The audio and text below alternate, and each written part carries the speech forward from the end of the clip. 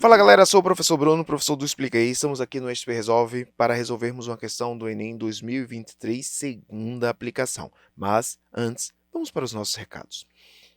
Se você ainda não é inscrito em nosso canal, inscreva-se. Se você não curtiu esse vídeo, curta. Se você não comentou, comente e compartilhe também com seus coleguinhas. Galera, olha o texto.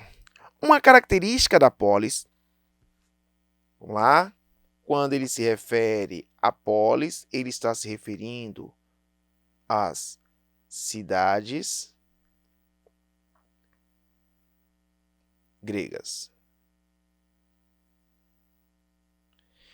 Uma característica da polis é o cunho de plena publicidade dada às manifestações mais importantes da vida social. Pode-se mesmo dizer que a polis existe apenas à medida em que se distinguiu um domínio público, nos dois sentidos diferentes, mas solidários do termo, um setor de interesse comum opondo-se aos assuntos privados. Veja só, galera, um setor de interesse comum, e isso está atrelado ao domínio público. E aí continua. Práticas abertas, estabelecidas em pleno dia. Olhe isso, práticas abertas, estabelecidas em pleno dia, opondo-se a processos secretos. A cultura grega constitui-se, dando a um círculo sempre mais amplo. Finalmente, ao demos todo o acesso ao mundo espiritual reservado no início a uma aristocracia de caráter guerreiro e sacerdotal.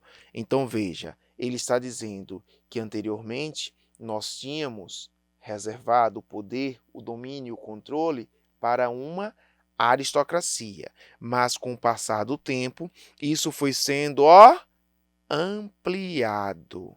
E ao ser ampliado, surgem então novas formas de governos. Galera, vamos lá. Vamos compreender um pouquinho do contexto histórico. Na Grécia, era muito comum que mesmo em cidades-estados como Esparta, cuja forma de governo era uma diarquia, de tempos em tempos os espartanos eles se reuniam em assembleias a fim de deliberarem sobre algumas coisas. Mas eu preciso trazer à tona para vocês que, só reforçando essa informação que eu trouxe há pouco, que até mesmo em Esparta nós tínhamos assembleias onde os indivíduos discutiam, deliberavam sobre coisas, algumas características da política na Grécia. Então veja só, a política grega.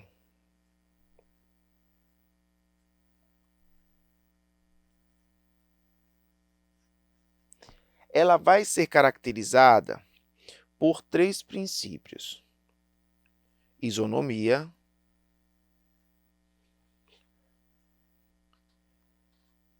isegoria e isocracia. Quando nós falamos sobre isonomia, igualdade de direitos,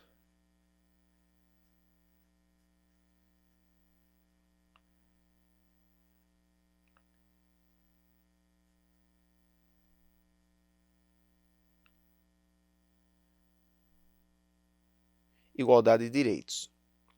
Quando falamos em isegoria, mesmo tempo para falar. Quando falamos em isocracia, oportunidade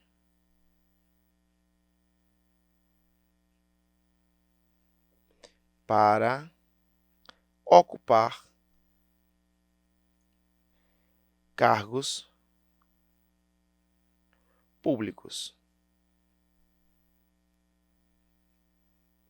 Ou seja, aqui são alguns princípios norteadores do que nós chamamos de cidadania.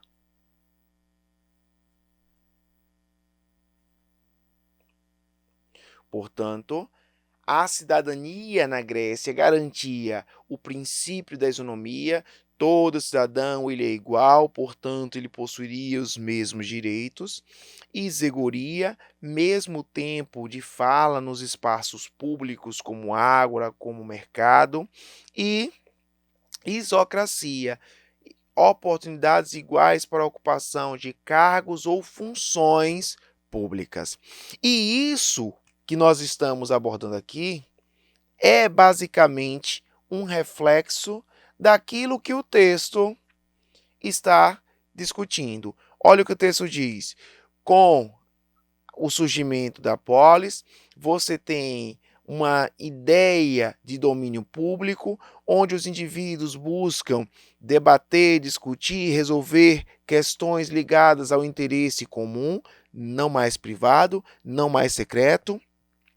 Essas práticas são geralmente abertas, vale a pena aqui ressaltar que é na Grécia que surge o que nós chamamos de democracia,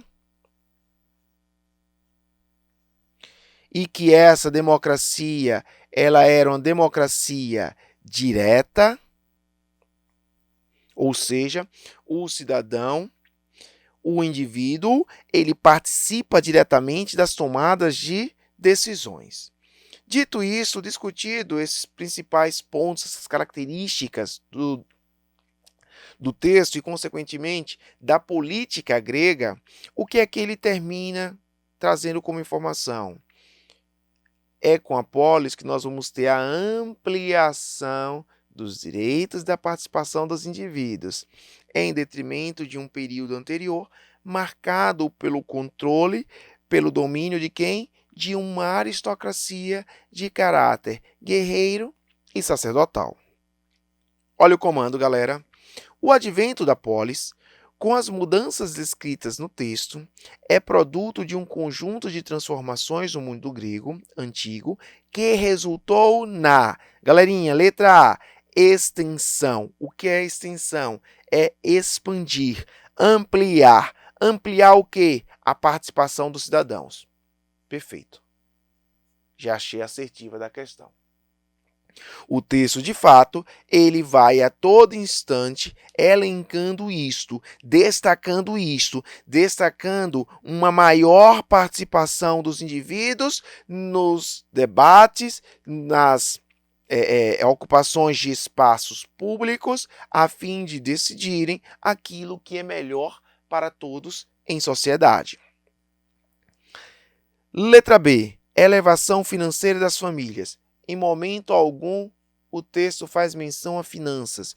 O texto não fala sobre isso, até porque isso aqui diverge com a informação trazida no texto, já que seria tido como um assunto privado e que, portanto, deveria ser discutido em um espaço secreto, mas no íntimo da família e não coletivamente. Então, não há essa elevação financeira das famílias. Letra C, dominação de uma nobreza urbana. Opa, isso também é o oposto que o texto diz. O texto diz, a cultura grega ela vai se ampliando em detrimento de um antigo período, de um período anterior, marcado por um controle, um domínio de quem? Da aristocracia. Então não há essa dominação da nobreza urbana. Letra D, supervisão dos assuntos monárquicos. Não há em nenhum momento no texto menção à monarquia e muito menos essa ideia de que os monarcas, os reis, precisavam ser supervisionados. O texto não faz menção a isso. Letra E, instauração de uma comunidade igualitária. Galerinha, mesmo falando sobre isonomia, mesmo falando sobre isegoria, mesmo falando sobre isocracia, ou seja, que o cidadão ele tinha direitos, mas esses direitos eles não eram contemplados a todos, mas apenas para quem era visto como cidadão. Exemplo, mulheres, escravos, estrangeiros, eles não tinham direito à cidadania e, portanto, não participavam das decisões políticas. Dessa forma, não há a instauração de uma comunidade igualitária, tendo em vista que esses direitos eram restritos aos cidadãos. Portanto, não poderia ser letra E, porque ela fala sobre instauração de uma comunidade igualitária, e na Grécia Antiga nós sabemos que apenas os cidadãos gozavam desses direitos que foram abordados por nós na resolução dessa questão. Dessa forma, galera, a assertiva da questão é a letra A, extensão participativa dos cidadãos. É isso, galerinha. Ficamos por aqui. Até a próxima.